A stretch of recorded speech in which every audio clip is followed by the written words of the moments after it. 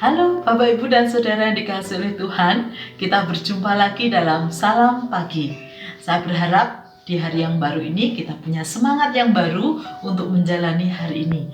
Di Salam Pagi ini saya ingin mengajak kita belajar dari Injil Matius pasal 5 ayat yang ke-39. Demikian firman Tuhan. Tetapi aku berkata kepadamu, janganlah kamu melawan orang yang berbuat jahat kepadamu. Melainkan siapapun yang menampar pipi kananmu, berilah juga kepadanya pipi kirimu. Saya coba ya menampar pipi ya. Sakit juga ya. Nah, apalagi kalau dua-duanya ditampar, tambah sakit pastinya. Apalagi yang nampar orang lain, tambah sakit lagi Bapak Ibu. Tidak hanya sakit fisik, tapi pastinya juga sakit hati. Nah, oleh karena itu tidak banyak orang mau mengikuti Tuhan Yesus, apalagi mempraktekkan firman-Nya, karena justru kadang membuat kita mengalami sakit. Tetapi yang menarik, apa yang membuat Tuhan Yesus mengajarkan hal ini demikian? Kalimat sebelumnya tadi dikatakan bahwa janganlah membalas orang yang berbuat jahat kepadamu. Yesus mau menunjukkan realitas dalam hidup kita sehari-hari di dunia ini. Ada banyak orang-orang di sekitar kita, dimulai dari keluarga, orang-orang yang ada di tengah keluarga, teman, sahabat, bahkan di teman persekutuan kita, bahkan dimanapun kita berada. Dalam kenyataannya ada banyak mereka yang berbuat jahat. Artinya tidak semua orang yang ada di sekitar kita ini selalu dan senantiasa berbuat baik. Kadang mereka secara sengaja berbuat jahat sehingga melukai hati kita. Oleh karena itu bisa dibayangkan, kalau kita membalas atau orang saling membalas kejahatan dengan kejahatan, Anda bisa bayangkan seluruh orang atau manusia di dunia ini semuanya jadi jahat, bukan?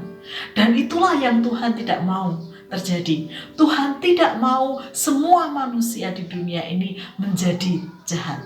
Karena itulah harus ada orang-orang yang baik. Bagaimana caranya?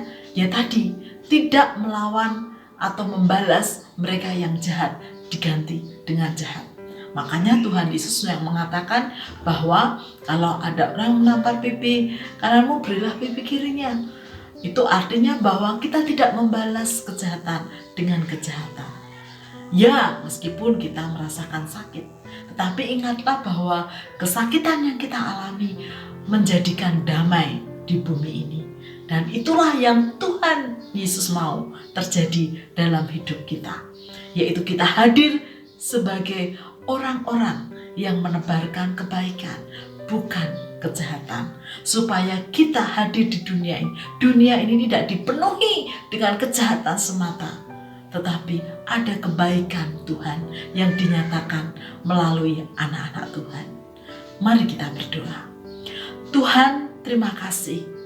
Ternyata kebenaran firman-Mu, meskipun tidak mudah untuk kami lakukan, ternyata mengandung kebaikan untuk kami, bahkan tidak hanya kami, bahkan seluruh dunia ini, agar hidup manusia di dunia ini tidak dipenuhi dengan kejahatan, tetapi justru kebaikan. Oleh karena itu Tuhan, mampukan kami untuk menjadi pelaku-pelaku firman-Mu. Kuatkan kami meskipun kami mengalami kesakitan atau tidak mudah menjalani ketika tidak membalas orang-orang yang berlaku jahat terhadap kami. Tetapi justru disitulah kami boleh menaburkan damai dan kasih Kristus. Di dalam nama Tuhan Yesus kami berdoa. Amin. Bapak, Ibu, dan Saudara, mari kita jalani sepanjang hari ini.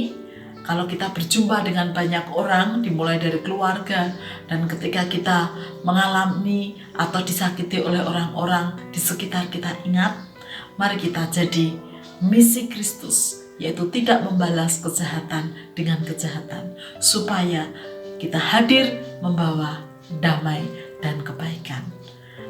Tuhan Yesus memberkati kita semua. Semangat!